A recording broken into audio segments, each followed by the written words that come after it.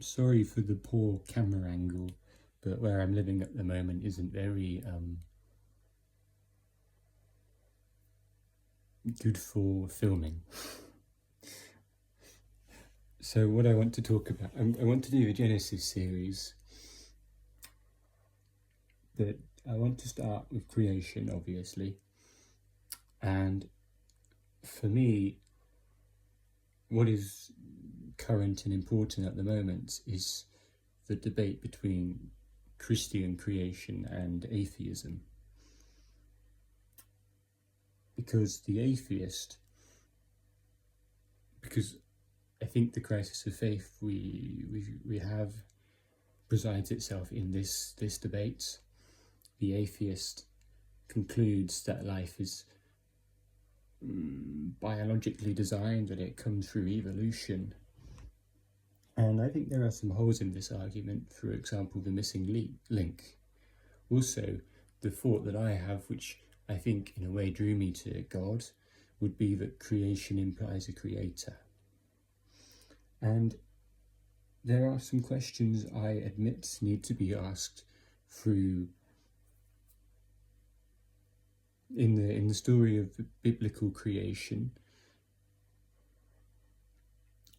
Questions like geological questions. You can talk about the dinosaurs, or about, there's quite substantial geological evidence which provides a framework of creation of the world which precedes 6,000 years. Of course, the Bible would say that the world is 6,000 years old. If you started from Adam or you start from creation and you come to today. So there's a disparity there. And it's a hard question to answer, and I'm not going to stand here and say that I know the answers or I know the truths.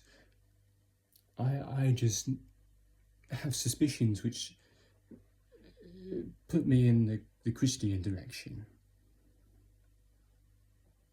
On this notion of evolution and the missing link, what it seems to me is that there is a big difference between a human person and whatever the closest ideation of a mammal or an ape or whatever it would have been is supposed to be. And the atheist will say that the reason that these missing links don't exist is because we wiped them out. That seems oddly suspicious to me. And even if that was the case, surely there would be more evidence of them.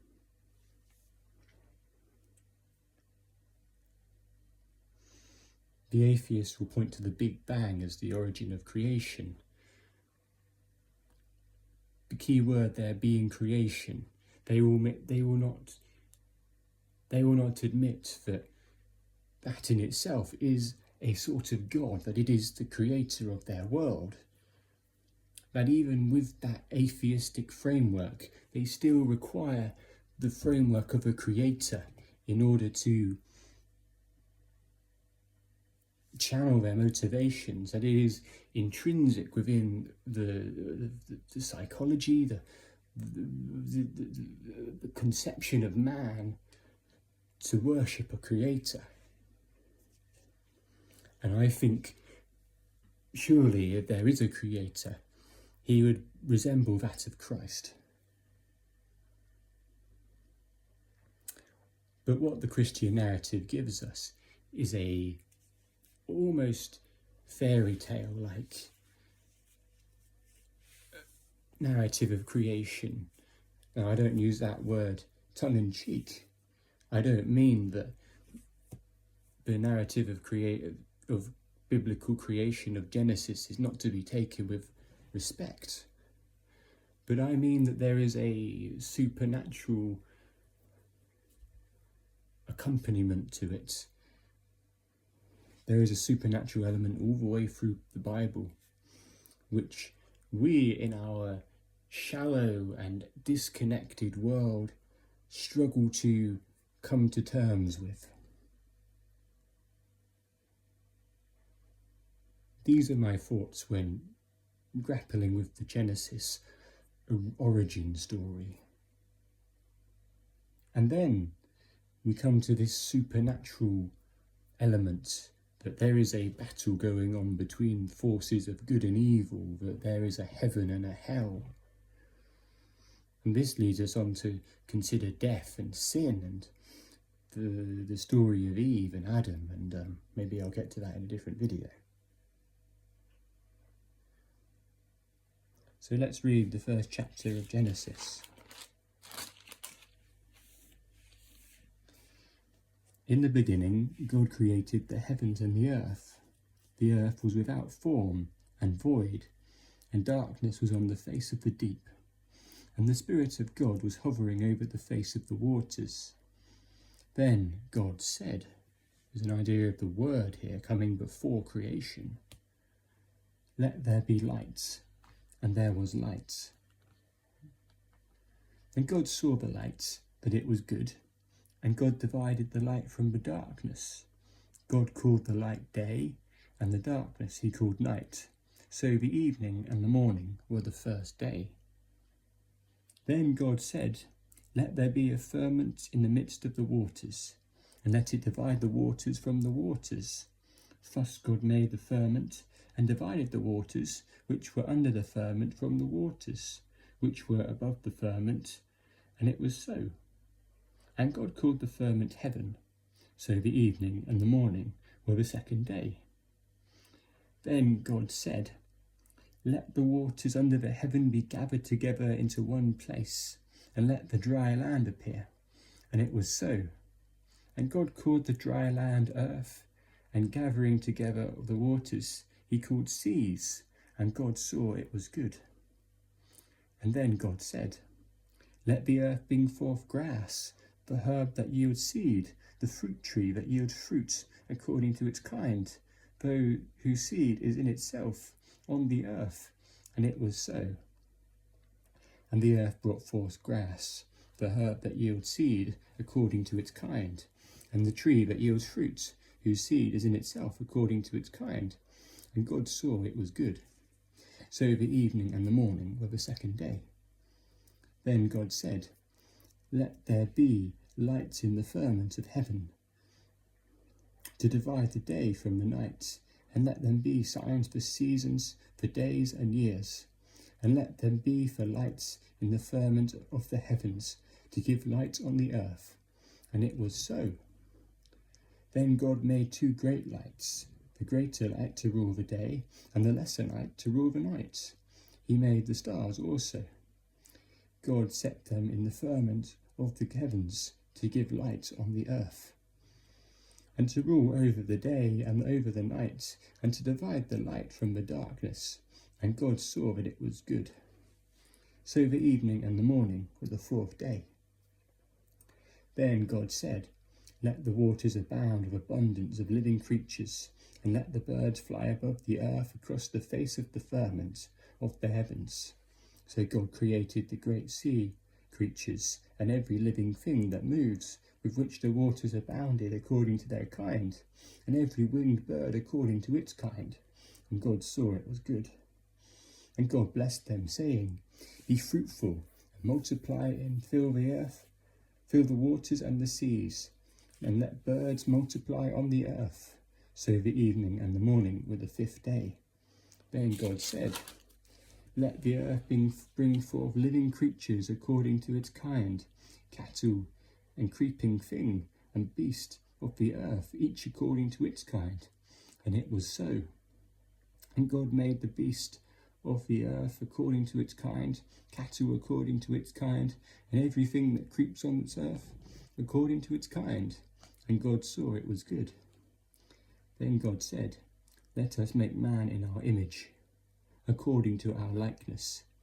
Let them have dominion over the fish of the sea, over the birds of the air, over the cattle, over all the earth, over every creeping thing that creeps on the earth." So God created man in his own image. In the image of God he created him. Male and female he created them. Then God blessed them, and God said to them, "Be fruitful and multiply, fill the earth and subdue it. Have dominion over the fish of the sea, over the birds of the air, and over every living thing that moves on the earth." And God said, "See, I have given you every herb that yields seed, which is on the face of the earth, every tree whose fruit yields seed. To you it shall be food. Also to every beast of the earth, to every bird of the air, and to everything that creeps on the earth, in which there is life. I have given every green herb for food." And it was so. Then God saw everything that he had made, and indeed it was very good. So the evening and the morning were the sixth day. And I'll read a bit of chapter 2. "Thus the heavens and the earth and all the host of them were finished. And on the seventh day God ended his work which he had done, and he rested on the seventh day from all his work which he had done. Then God blessed the seventh day and sanctified it, because in it he had rested from all his work which God had created and made.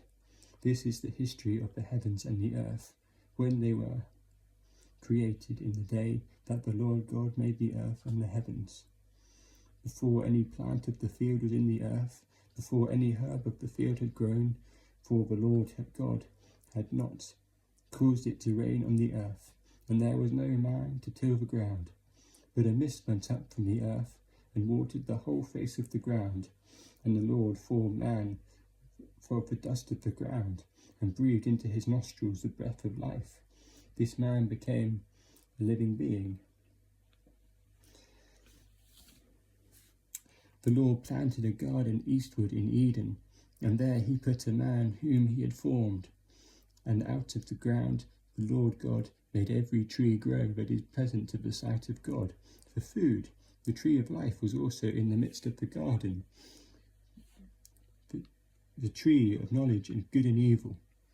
Now a river went out of Eden to water the garden, and then from there it parted and became 4 riverheads.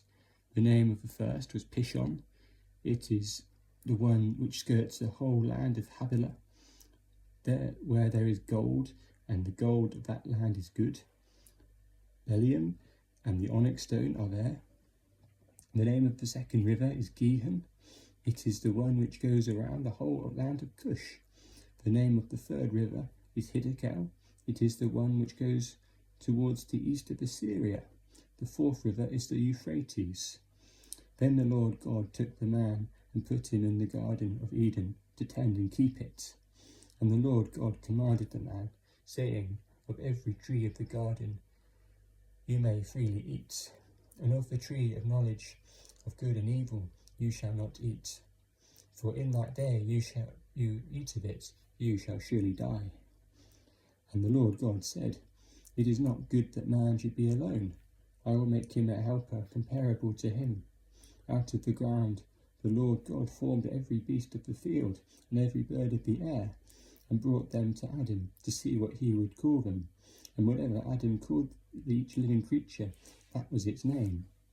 So Adam gave names to all the cattle, the birds of the air, to every beast of the field.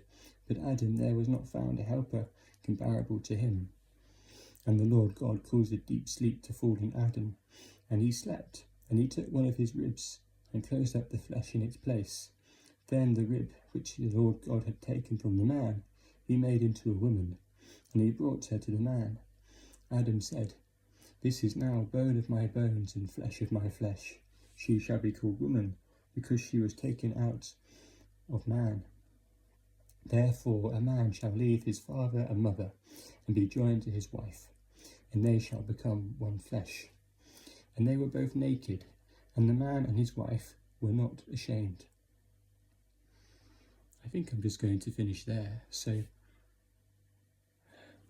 God's grace be with you. And I understand that these can be easy passages to make mocking of. But I think the atheistic framework isn't as nuanced and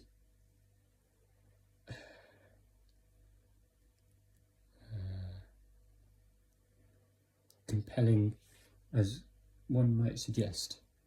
And that actually, though this may seem overly simplistic and wonderful, there is a deep archetypal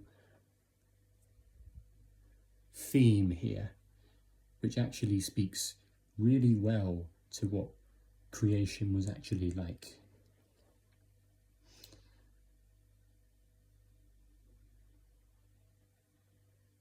And when it comes to morality, I think grounding your thoughts in this rather than a nihilistic framework provides something much more humane. Those are my thoughts, and I'm not about to pray now. I've only got one hand, that's not really important, but I pray God be with you, and yeah, God bless you.